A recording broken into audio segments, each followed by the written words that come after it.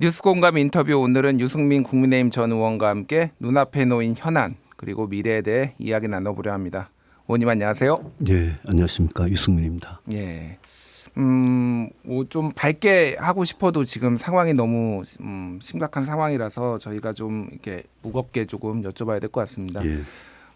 비행기 참사가 일어났고 의원님께서도 페이스북에 애도 메시지를 내셨더라고요. 상당히 놀라셨을 텐데 지금 정부가 어떤 방식으로 지금 사고를 수습해야 된다 이렇게 보십니까? 우선 뭐 오래전부터 약속된 인터뷰라서 나오긴 했습니다만은 어제 오늘 뭐 저 자신이 뭐 너무 좀 슬픔에 빠져 있었고 특히 오늘 그 희생자들 마지막 남긴 메시지들 보고 굉장히 참 마음이 아프고 눈물이 나더라고요. 특히 어떤 9시 1분에 딸이 엄마한테 남긴 마지막 카톡을 보고는 뭐 저는 뭐 굉장히 마음이 참 너무 안 좋았고 그래서 너무 많은 분들이 희생을 당하신 참사고 또 우리가 그 과거의 세월호 참사, 이태원 참사는 뭐 겪은 지 2년 2개월밖에 안 됐습니다. 그런 참사를 겪고도 또 이런 불행한 참사를 겪고 이래서 너무 뭐 저도 드릴 말씀이 없습니다. 정말 애도하고 뭐 그런 마음인데 이런 참사가 있을 때마다 살아남은 유가족들이 가장 절실히 원하는 거는 진상 규명입니다. 예. 그거보다 저는 더 중요한 게 없다고 봅니다. 도대체 내 사랑하는 피부치가 왜 죽었는지, 왜 그 비행기에서 그런 사고가 났는지, 이 진상 참사의 원인에 대한 모든 진상 규명 그게 제대로 돼야지 그 다음에 무슨 뭐 재발 방지 대책을 만든다 이런 게 말이 되지 않습니까? 예. 그래서 저는 그거라고 생각하고 물론 뭐 블랙박스나 이런 게 수거돼서 시간이 걸린다는 이야기는 하고 이해는 합니다만은 정부가 국가가 지금 당장 해야 될 일은 이번 사고와 관련된 모든 그런 정보 증거를 수집해서 진짜 왜 이런 참사가 일어났는지 진상을 규명하고 나중에 블랙박스 증거들이 나오면 그거하고 또 결합을 해가지고 더 완벽한 그런 진상 조사를 하고 그걸 가지고 유가족들한테 충분히 국민들한테 충분히 설명을 드리고 그때부터 이제 우리가 재발 방지 대책을 논할 수 있을 것 같습니다. 예. 뭐 지금 뭐 자세한 소식들은 또 다른 뉴스를 통해서 많이 보셨겠지만은 이제 조류하고의 충돌로 인해서 이게 긴급하게 착륙할 수밖에 없었다. 그리고 왜 랜딩 기어가 그렇다고 하더라도 랜딩 기어가 그러니까 바퀴가 내릴 수 있는데 세 가지 방식으로 뭐 엔진 방식으로 그리고 아니면은 전자식으로 아니면 수동식으로 내릴 수 있는데 왜 이게 제대로 안 내려왔느냐 이게 정비 불량이냐 뭐 이런 얘기도 있고 그리고 착륙을 했을 때 그 마지막에 활주로 끝에 둔덕이 있었는데 이게 조금 다른 나라에서는 보기 힘든 그런 둔덕이어서 왜 이렇게 콘크리트로 만들었느냐 등등등 뭐 여러 가지 얘기들이 있습니다. 그래서 그거는 차분히 조사 결과를 좀 지켜봐야 돼야 될 것 같고요. 지금 국민의힘에서는 어제 바로 안 내려가고 오늘 좀 뒤늦게 내려가서 사실 유가족들이 약간 분통을 터뜨리는 일도 있었어요. 그래서 뭐 여러 가지 권성동 원내대표나 뭐 지도부에서 조금 뭐 현안 여당으로서 또 해야 될 일이 있기는 한데 좀 기민하게 대처하지 못한 거 아니냐 이런 얘기도 좀 나오거든요. 그것도 잘못됐고요. 당을 대표하는 분들이 어제 사고 직후에 바로 갔어야 되고 뭐 그 가면 경황이 없거든요. 유가족들 분들이 특히 뭐 말씀도 못할 정도로 경황이 없지만 바로 가서 국가가 또 정부 여당으로서 꼭 해야 될 일 같은 거 그런 거 해야 되고 아까 뭐 그 앵커께서 말씀하신 여러 가지 사고의 원인들에 관련된 거는 오늘 제가 어떤 외국 전문가가 추정을 함부로 하면 안 된다. 네. 추측을 하는 게 이게 진상 규명의 최대의 적이다 이런 거를 제가 봤는데 저도 100% 동감합니다. 다만 이번 참사에 대해서 일단 그 비행기 여객기 자체의 문제 그 조류 충돌을 포함해서요. 그거를 밝히는 것도 물론 중요하고 그래서 이제 국토부도 뭐 전수 조사를 한다 이러는데 무한공항이라는 그 위치 그 위치 무안공이 2007년에 개항을 했는데 예. 개항 직후부터 이제 광주의 군공항하고 합친다는 이야기가 계속 있었습니다. 십몇 년째. 근데 제가 대구에 4선 국회의원을 할 때 제 지역구 중간에 대구 공항이 있어요. 민간 군 공항 같이 쓰는 거고 예. 그게 지금 이제 경북으로 이전한다는 건데 그래서 제가 공항에 뭐 여러 번 수도 없이 가봤습니다. 근데 무안공항에서 그 여객기가 동체 착륙을 하면서 충돌한 그 구조물 있지 않습니까? 예, 예. 그게 이제 외벽 전에 그 둔덕과 그게 콘크리트로 돼 있다는 이런 것들 있지 않습니까? 공항에 대해서 우리가 지방 공항의 그 수익성 적자 이런 거 말도 많지만 공항을 이왕 한다면 충분히 안전하게 해야 되거든요. 예.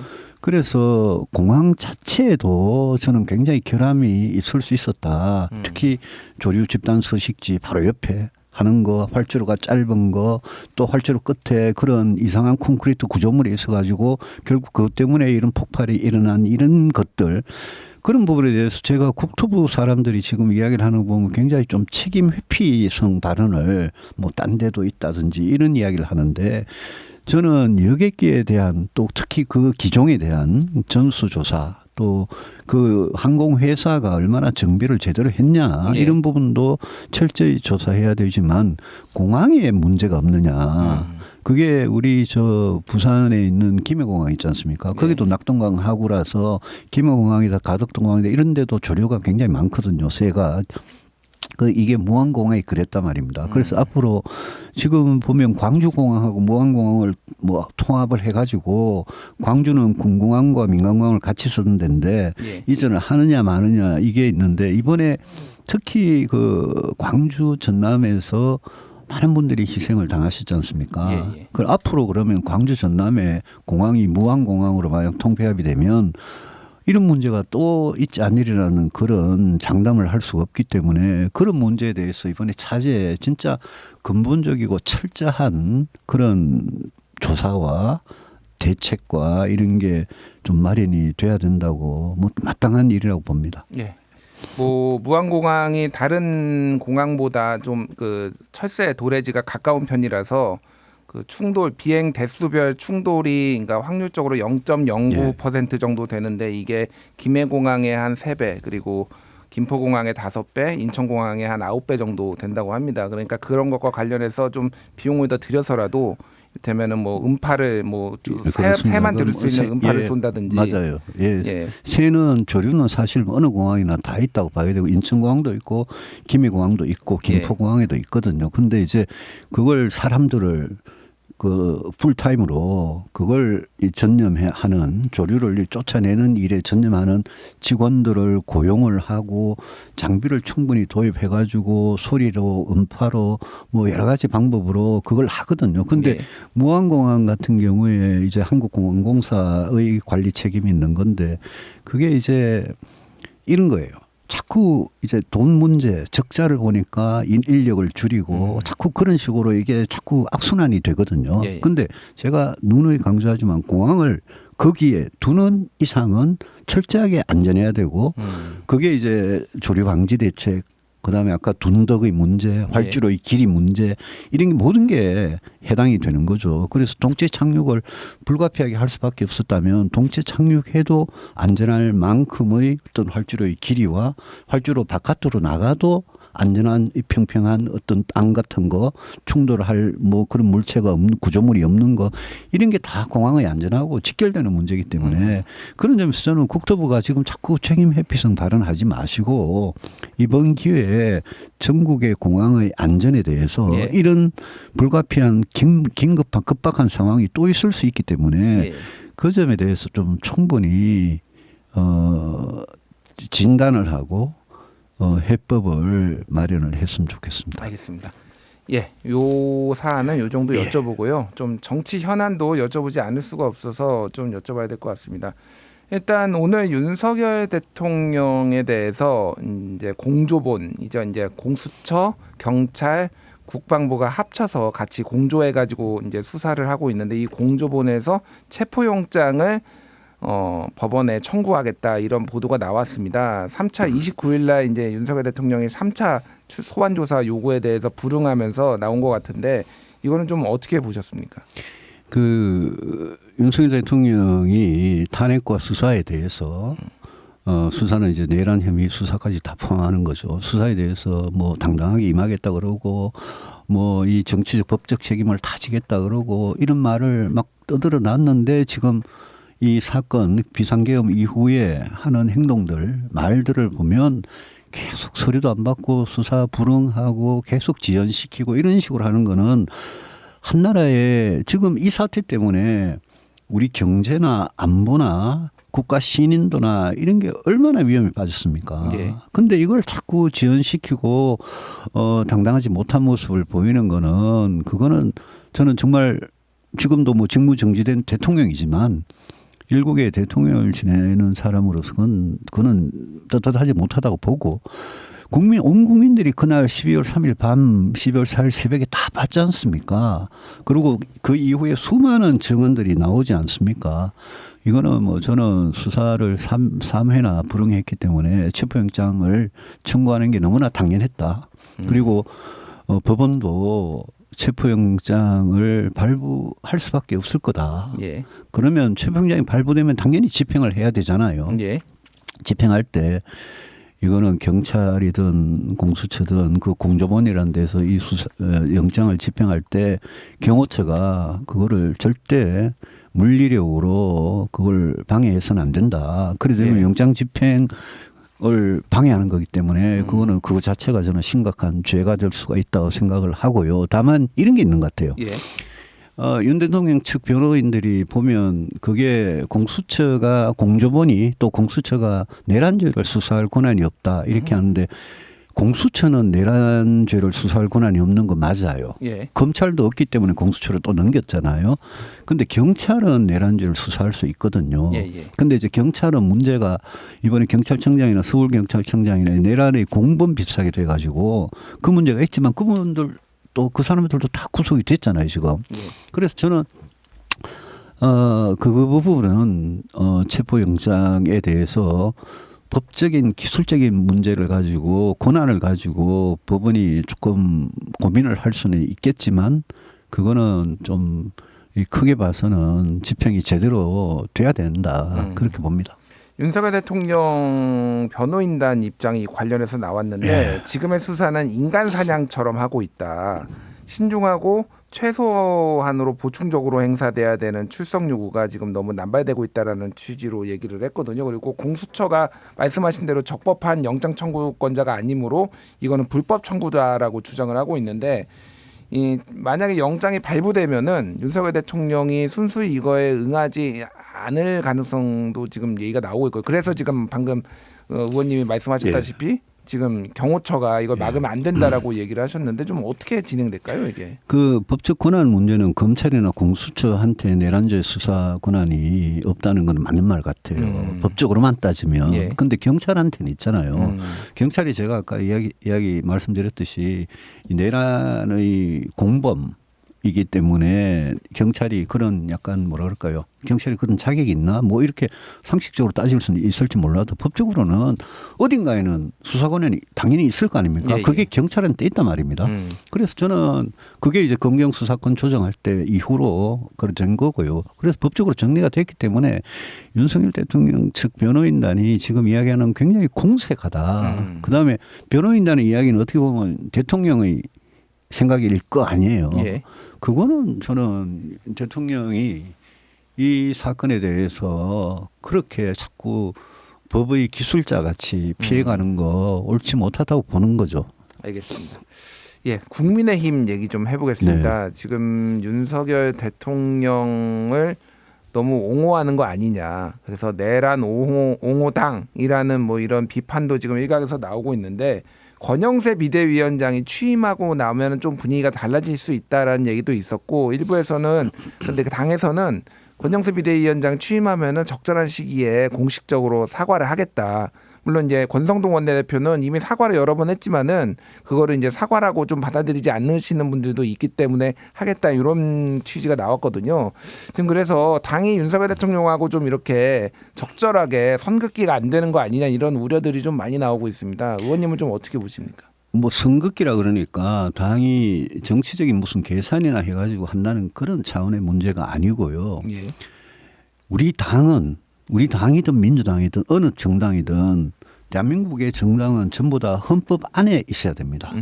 헌법 위에 있어서도 안 되고 헌법 바깥에 있어서도 안 되고 헌법 안에 있어야 되는데 지금 윤석열 대통령과 군 경찰이 벌였던 비상계엄 그다음에 내란 이 부분은 이거는 완전 헌법을 파괴한 일이기 때문에 우리 당이 뭐 무슨 다음 대선이고 뭐고 이런 거 다 떠나서 우리 당이 이 대한민국의 합법적인 그런 정당이 되기 위해서는 이거는 철저하게 그 부분에 대해서 문제를 지적하고 헌법을 위반한 행위들에 대해서 지적을 하고 거기에 대해서 당연히 그거는 부정을 해야 되는데 지금까지 우리는 비상계엄 해제할 때도 국회의원들이 일부밖에 없었고 당사에 다 있었고 그다음에 내란에 대해서 내란이 아니다라고 주장하고 탄핵에 대해서도 85명이 당론으로 반대를 하고 이랬기 때문에 제가 권영세 비대위원장이 이 문제에 대해서 사과를 하려면 분명히 사과를 해야 한다. 뭘 가지고 사과를 하는지. 근데 오늘 말을 한 걸 보니까 비상계엄과 대통령 탄핵으로 예. 불안과 걱정을 끼쳐드린 점 국민께 깊이 사과드린다. 이렇게 이야기를 했어요. 예. 이렇게 사과하면 절대 안 돼요. 이렇게 사과하면 국민들이 이 사람들이 뭘 잘못했는지 아직도 정신을 못 차렸구나. 이렇게밖에 안 받아들이실 거예요. 예. 그래서 저는 이 권영세 비대위원장 혼자 국민들한테 그냥 뭐 무슨 담화문 하나 툭 던지듯이 이런 식으로 사과할 게 아니라 먼저 우리가 탄핵을 당론으로 반대했던 그 점 비상계엄 해제하는데 참석을 안 했던 거 또 내란이 아니라고 지금 우리끼리 막 박박 우기는 거 이거 전부 다 우리 국민의힘 국회의원들이 전원 모여가지고 우리가 이 입장을 계속 들고 가는 게 맞느냐. 예. 당이 도대체 이 사태에 대해서 이렇게 가는 게 맞느냐에 대해서 진심으로 토론을 맨날 며칠 걸리더라도 하고 그러고 나서 이 각각에 대해서 우리가 그동안 잘못했던 거를 그걸 진짜 무릎 꿇고 다 같이 무릎 꿇고 사과를 해야 되는데 당이 그 방향으로는 전혀 안 가고 있는 거고 권영세 비대위원장이 와도 전혀 당이 변하지 않는 그런 모습을 보이니까 예.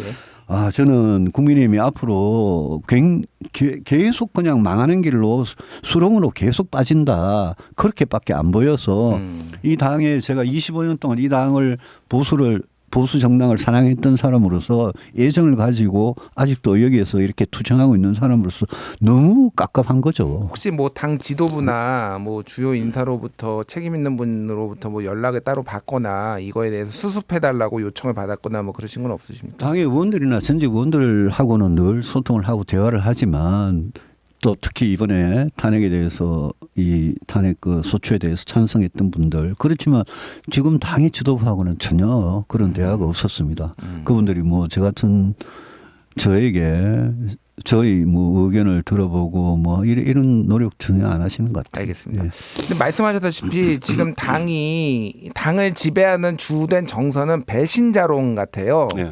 그래서 그 탄핵안이 가결되고 나서 그때 이제 의원총회 할 때 한동훈 대표가 왔을 때 그때도 이제 뭐 물병이 뭐 날아왔네 사실은 물병이 날아온 건 아니고 뭐 책상을 친 거네 뭐 이런 논란도 있지만 어쨌든 배신자라는 단어가 계속 나오고 의원들 다 찬성한 의원들 출당시켜야 된다라고 얘기를 하고 홍준표 대구시장도 유승민 의원님을 포함해서 이렇게 조금 윤석열 대통령과 선을 그어야 된다라고 하는 사람들에 다 배신자라는 얘기를 계속 지금도 쓰고 있거든요. 저는 약간 기시감이 드는 게 2016년 뭐 14년 16년에도 이 배신자론이 보수 정당을 지배를 했는데 이게 8년 10년째 지금 이어지고 있구나 이 생각을 좀 하는데 좀 모르겠습니다. 이 지목당한 배신자로 지목당한 당사자로서 좀 이건 어떻게 생각하시는지 궁금합니다.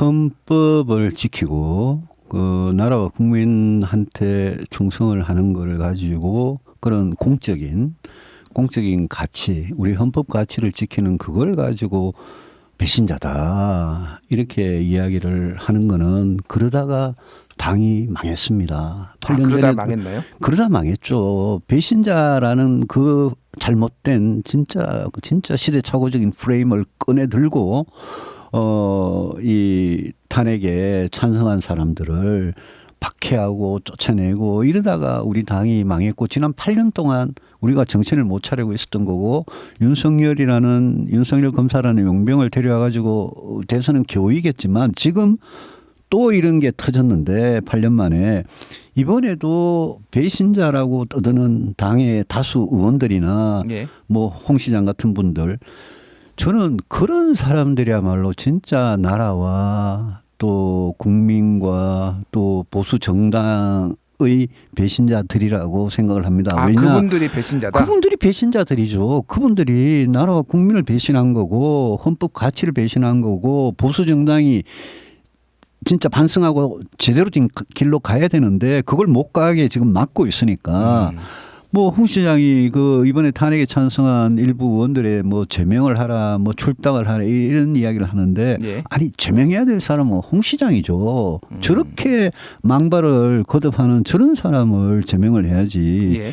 왜 그 국민의 상식과 국민 다수가 정치에 대해서 발휘하는 그 민심을 따르는 사람들을 배신자라 그러면 도대체 우리 당은 무슨 뭡니까 제가 이게 조폭이냐 이러지만 그거 무슨 조폭들이 하는 짓이죠. 조폭들이 하는 짓이요? 우리 국회의원들은 우리 국회의원 되면 선서를 하잖아요. 예. 헌법을 준수하겠다는 선서를 하잖아요. 헌법을 준수하지 않은 거는 윤석열 대통령과 아직도 윤석열 대통령을 편들고 감싸는데 몰두만 하고 있는 일부 국회의원들이잖아요. 예. 이 사람들이 생각을 바꾸고 반성을 해야 되는데 그게 전혀 안 되고 있으면서 거꾸로 지금 나라와 국민에 충성한 사람을 배신자라 이러니까 그거는 정말 우리 당이 그런 식으로 가면 저는 이게 뭐라 그럴까요? 이 한국 정치의 암흑기 그다음에 보수 정치의 암흑기 이게 뭐 빙하기라 그럴까 이런 게 그냥 다시 찾아오는 굉장히 안 좋은 느낌을 받는 거죠. 저는 알겠습니다. 제가 8년 동안 그 나쁜 프레임 때문에 고생을 했지만 저는 한 번도 제 소신을 꺾어본 적이 없고 저는 앞으로도 그런 말도 안 되는 소리 하는 사람들하고는 계속 싸울 겁니다. 알겠습니다. 자, 홍 시장을 비롯해서 이런 말씀하시는 분들이 왜 그러냐 얘기를 들어보면은 결국 당내 기득권을 놓치지 않겠다라는 거 하나 그리고 홍 시장은 특히 지금 대선 출마를 염두에 두신 것 같아요. 그래서 23번 이사를 했다, 뭐 이제 휴대전화를 바꿨다, 뭐 묘 이장 부친묘 이장을 했다, 뭐 이런 얘기까지 지금 뭐 나오고 있는데 제가 이제 좀 지금 상황에 참사 중이라서 사실 이거를 조금 여쭤보기가 그렇기는 한데 그래도 워낙 중요한 현안이니까 여쭤봐야 될 것 같습니다. 그러니까 홍 시장이 그렇게 발언 배신자론을 얘기를 하는 거는 중요한 경쟁 상대인 유승민 의원을 조금 대권 후보 경쟁자인데 유승민 의원을 좀 견제하기 위해서 그런 거 아니냐라는 게 전체적인 좀 언론들의 평가거든요. 그래서 의원님께서 차기 대선에 좀 출마하실 의사가 있으신지 그걸 좀 여쭤보고 싶어요. 어제 그런 참사가 발생해서 그 뭐 전 국민이 슬퍼하고 계시는데 제가 오늘 정치적인 발언을 너무 하는 것도 그렇고 저는 또 저는 오히려 거꾸로 홍 시장 같은 분은 탄핵에 반대하잖아요. 예. 탄핵 반대하면 윤석열 대통령은 탄핵되면 안 된다라고 주장하는 거잖아요. 그러면 대선 생각을 안 해야죠. 근데 앞뒤가 하나도 안 맞잖아요. 탄핵이 되는 건 전제 조건으로 지금 아니 조기 대선을 그런데 탄핵 반대했던 사람이 예. 탄핵되는 걸 전제 조건으로 하고 앞뒤가 하나도 안 맞고 뭐 그분이 그러면 뭐 제가 뭐 길게 이야기는 안 드리겠습니다만 정말 어떻게 보면 정치할 자격이 없는 사람들이다. 저는 그렇게 보고요. 저는 이번 우리 당 전체가 지금 잘못된 방향으로 가고 있잖아요. 예. 내란을 옹호하고 비상계엄을 옹호하고 윤석열 대통령 탄핵하면 안 된다 이러고 있잖아요 지금. 그래서 저는 당이 똑바른 방향으로 갈 수 있도록 저는 당원들한테도 호소할 겁니다. 당원들한테 우리 당을 지지하신다면 그러면 이대로 가면 진짜 당이 망하는데도 이 길로 가실 거냐. 제가 호소를 계속 드리고 있습니다. 그래서 저는 그분들하고 일단 당 내의 정말 치열한 투쟁을 통해서 당이 정신 차리고 똑바른 방향으로 갈 수 있도록 하는 게 제 역할이라고 생각하고 예. 저한테 질문하신 그 부분은 예. 제가 나중에 때가 되면 밝힐 생각입니다. 알겠습니다. 이제 예. 마지막으로 시간이 많지 않은데 마지막으로 당원들과 국민들을 위해서 짧게 한 말씀 해주시죠. 뭐 일단 이 참사는 정말 온 국민과 같이 애도하면서 우리 정치가 잘못되면 나라가 망한다. 우리 정치를 하고 있는 그 의원들, 당원들 전부 다 책임이 있는 거기 때문에 우리 국민의힘을 만약 진짜 사랑하고 지지를 하시고 그러면 우리 국민의힘이 똑바른 방향으로 올바른 정치를 할 수 있도록 그렇게 좀 채찍질을 해달라 이 말씀을 꼭 좀 드리고 싶습니다. 나라를 사랑하신다면 지금 이것 때문에 우리 경제나 안보나 이런 게 얼마나 어렵습니까? 그런 상황에서 정치가 바로 서야 되는데 정치 두 축이 보수와 진보 아니겠습니까? 그 한 축이 완전히 무너지면 한국 정치가 똑바로 갈 수가 없다 그런 생각에서 이 보수 절망에 빠진 이 보수 정치를 정말 다시 재건을 할 수 있도록 오히려 우리 당원들이나 지지자들께서 좀 똑바른 그런 방향을 같이 좀 제시하고 같이 가달라 그 말씀을 드리고 싶습니다. 예, 여기까지 하겠습니다. 지금까지 유승민 전 의원과 이야기 나눴습니다. 의원님 감사합니다. 감사합니다.